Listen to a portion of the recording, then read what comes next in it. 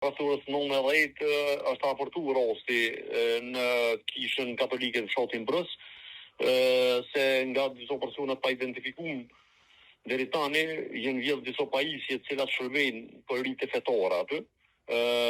Policia e Kosovës, konkretisht stacioni policor libian, i është përgjigj më njëherë rastit me njësinë e hetimeve dhe njësinë e forenzikës, cilët e kanë trajtuar rastin në fjalë.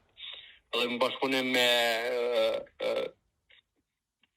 persona përgjegjës të kishës katolike me priftin e kishës edhe një përgjegjës i cili e ka vrejt mungesën e pajisjeve në fjalë, janë taku atje dhe e kanë trajtuar rastin në fjalë.